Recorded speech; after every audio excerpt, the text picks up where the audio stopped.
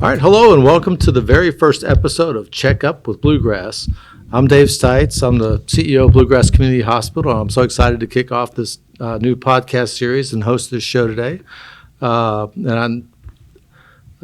It's part of the Woodford County Chamber of Commerce and the What's Up Network, so we're excited about that.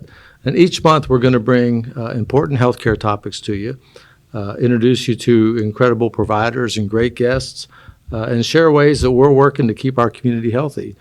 Before we start, I just want to thank Cameron Fadre for setting this up for us and getting us organized, and Cody and the Chamber for allowing us to have these podcasts. So since March is Colorectal Cancer Awareness Month, today's episode is all about the importance of colon cancer screenings and digestive health. And I'm joined by two really outstanding providers from Bluegrass Digestive Health, Dr. Daniel Hill, who's a board-certified gastroenterologist, and Amy Annell, PAC, who specializes in gastroenterology and hepatology. And we're going to discuss why colon cancer screening is so important, what to expect during a colonoscopy, and what you can do to help protect your digestive health. So, Amy, Dr. Hill, thank you for being with me today. And before we dive into the topics here, Dr. Hill, tell us a little bit about yourself and your background and what led you to become a gastroenterologist. Well, thank you for having us today. As you said, I'm a gastroenterologist. So after graduating medical school and doing residency, I trained at the University of Kentucky for gastroenterology and was there on faculty for about 13 years before starting to come to the Bluegrass Community Hospital. So I started here in 2001, right after it reopened. Oh, so you've been here a while then. Yeah. Yeah. And Amy, what about you? You're practicing gastroenterology and hepatology for quite some time. What made you pick GI and hepatology as your field of specialty? Well, before I started in GI, I was a PA for about 7 or 8 years in different specialties, and I was looking to get into a different specialty. That's when an opening came available at the UK hospital for GI hepatology, so I took that.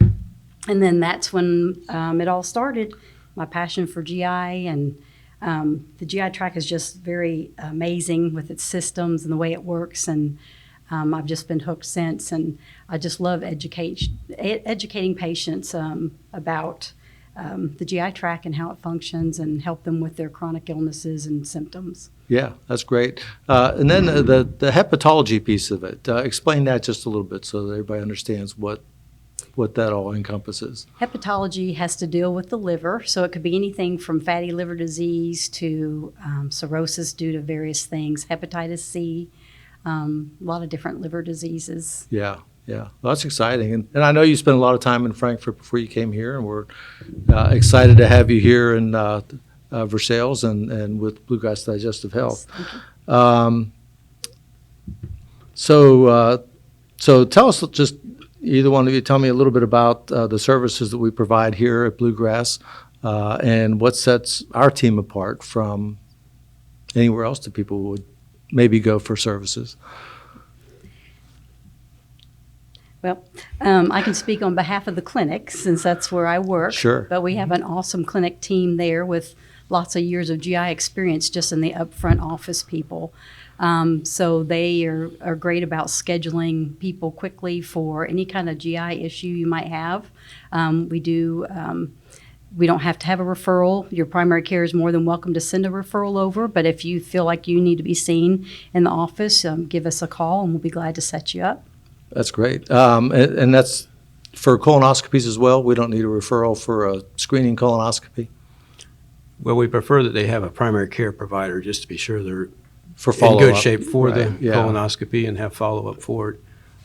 But otherwise, if you do come to the office, we can get you fixed up. So. Great. So, Dr. Hill, why is it so important for people to be aware of colon cancer risks and getting a colonoscopy? Well, unfortunately, colon cancer is one of our top cancer killers, and it is also very common in the population. Up to over 4% of the population ends up getting colon cancer. Fortunately, though, the most important reason for knowing about it is that it's highly preventable. Yeah. Almost all colon cancers can be prevented with screening. Yeah. Detecting polyps and taking the polyps out. There's a progression from polyps to cancer, and if we take those polyps out, that keeps it from happening.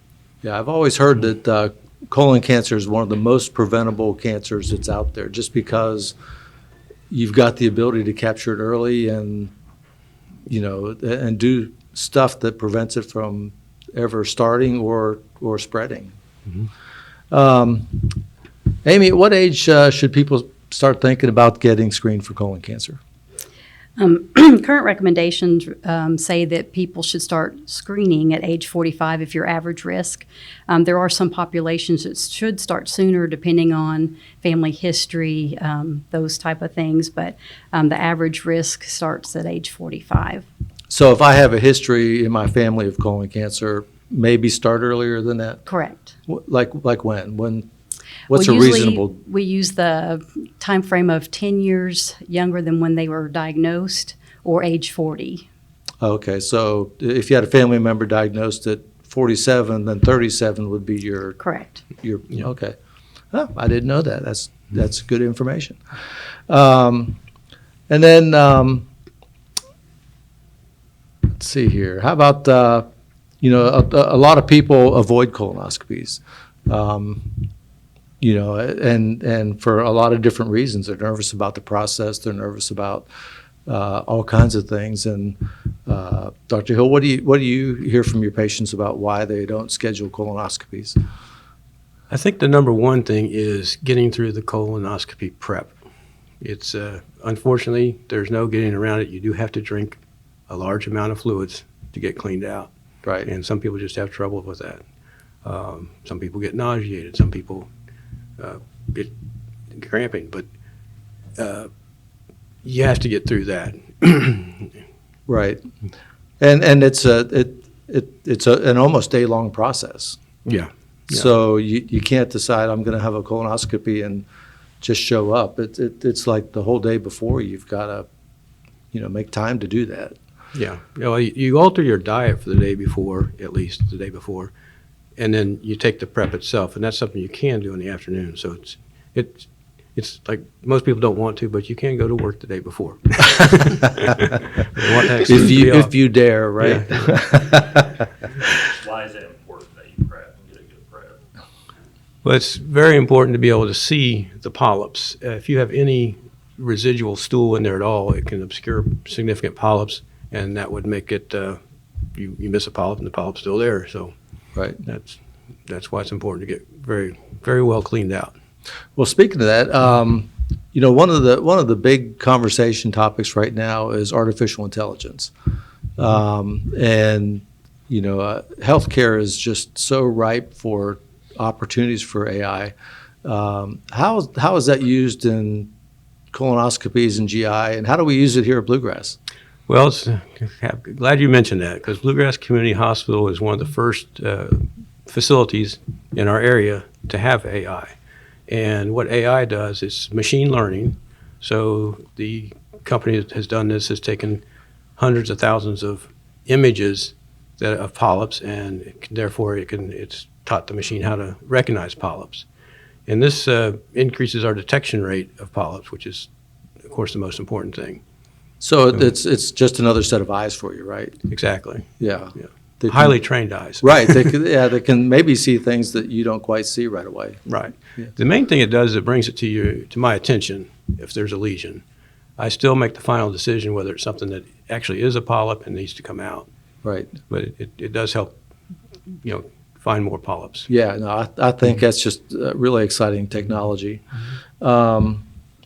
Amy, I don't want to get a colonoscopy, so what are my other options? Well, there are some stool tests that we can do, such as a FIT test or a Cologuard test, which is where you provide a sample specimen and you send it in. And these can detect some cancers, but they aren't as good about detecting polyps or advanced polyps. So It's an option if you've got somebody that, they're not a good anesthesia candidate, or they just absolutely will not do a prep, or this is the only way you'll get them to do a screening. But of course, the gold standard is doing a colonoscopy, which can find polyps and remove them before they go into cancer. Right, right. So it's one of those things that sounds like it's better than nothing, but you still want to do the Yes, colonoscopy. it's, Correct. They say the best screening test is the one that actually gets done. Yeah. If you just put off your colonoscopy forever, it's better to do one of these others. Having said that, the colonoscopy is a one-step test. If you get one of the other tests and it becomes positive, you still have to go to the colonoscopy to get the polyps taken out. Right. And the polyps that we see that are detected by these are usually, as Amy said, more advanced, or the cancer, and that's when you've, Might be a little lost late. some time. Yeah, It's yeah, it might valuable be a little time. late. So what are some of the common misconceptions of colon cancer screening? What do you hear people say, about, well, maybe I don't have symptoms, or, that kind of thing, or I feel okay. What are you hearing out there from different patients, and how do you address that? Well, I think that education is the most important thing, because that, unfortunately, colon cancer, until it's at a very advanced stage, is asymptomatic. You may see blood in your stool once, and that's an alarm symptom and needs to be checked out. But most people don't have any symptoms at all. Sometimes it's a low-grade anemia. They're losing blood slowly over a long time, so they don't see the blood in their stool. But that's another thing that can happen. But most people, especially with just polyps, they're completely asymptomatic. Yeah. Or they have some pain or something, then you find a polyp, but it's not causing that pain. Yeah, yeah. So, Amy, one of the other concerns that people may have is that a colonoscopy is painful. I can give my own anecdote to that, but what do you say to that? Well, they're performed under sedation, so you're going to be relaxed, sleeping, so you'll be perfectly comfortable during the procedure. Yeah. Well, and I know just, from my personal experience that, the last thing I remember before getting a colonoscopy was the anesthesia provider fluffing my pillow. And then the next thing I remember is Dr. Hill telling me things are good. So in between, I have no recollection, and all was great. So, And that's a very common experience. yeah. That, Yes. wake up and say, when are you going to start? Yeah, or is it over already? So let's talk about the prep. You had mentioned that before, and it's improved over the years. People say it tastes bad. It seems like that's evolving just a little bit. It's not quite what it used to be. Yeah, we found that, adding some flavor to the fluid makes it more palatable. Chilling it makes it more palatable and easier to take. We've also, a lot of cases don't require the volume that we used to give. And it's, in a lot of special cases, you do need more volume if you have a slow gut. But often we can go to a lower volume, and we can give it in a split dose so that you can get part of it down and then take the rest of it later, so it's not all the whole gallon in one sitting. Yeah, yeah. So, we've already talked about, the colon cancer itself is often asymptomatic, until it's too late. Right.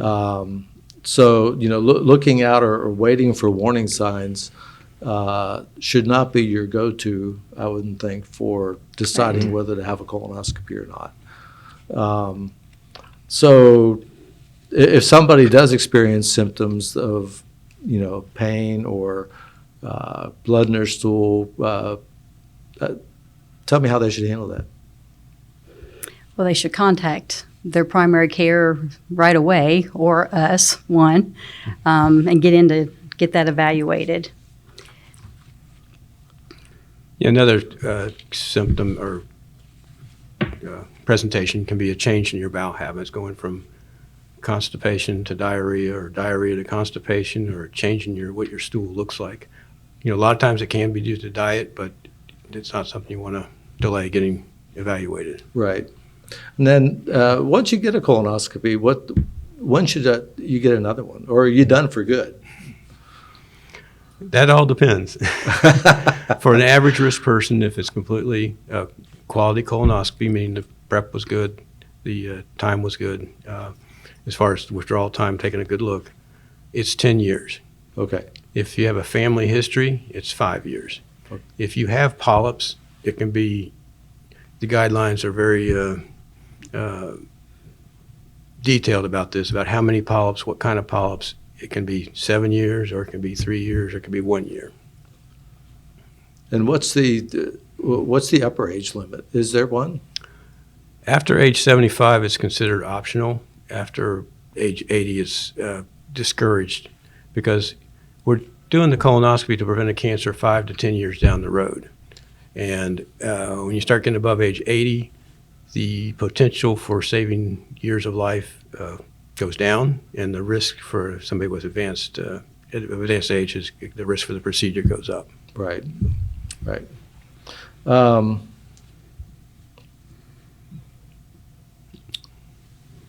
What do you have for some closing thoughts for people thinking about colonoscopies? I mean, we talked about scheduling. You just call up your primary care provider, or call Bluegrass Digestive Health, and we can get you scheduled.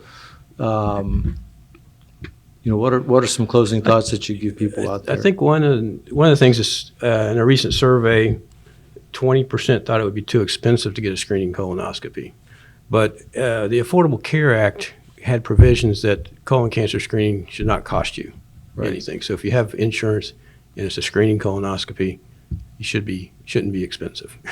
Right. It should almost cost zero. Yeah. Amy, anything else to add to that? I just like to tell my patients that, their bodies are kind of like a vehicle.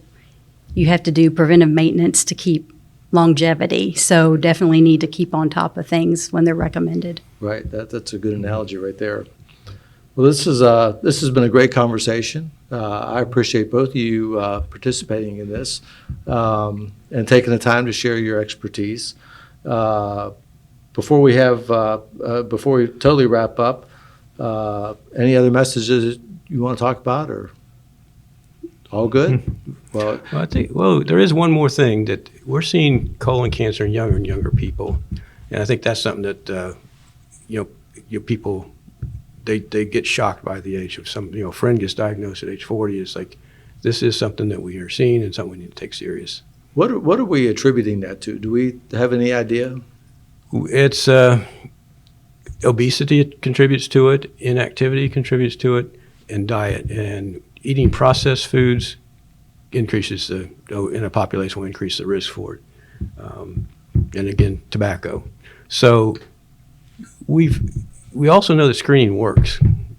The rate of colon cancer has decreased by 46%, is what they give from its peak in 1985. And they attribute some of that to increased screening, but it could also be there's decreased tobacco usage in the people who are getting it. Right. So that's a good point. Age going down, that's kind of scary. Yeah.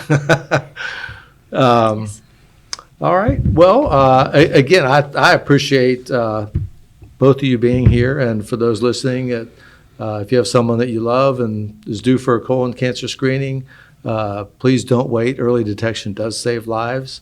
You can schedule an appointment with Dr. Hill or Amy at Bluegrass Digestive Health by calling 859-879-2451. And that's it for the first episode of Check Up with Bluegrass. Again, thank you, Amy. Thank you, Dr. Hill, for being willing participants in our first episode here. And be sure to subscribe so that you don't miss next month's episode, where we'll be talking about emergencies as we get ready for warmer days ahead. And until next time, stay healthy and take care. Thank you.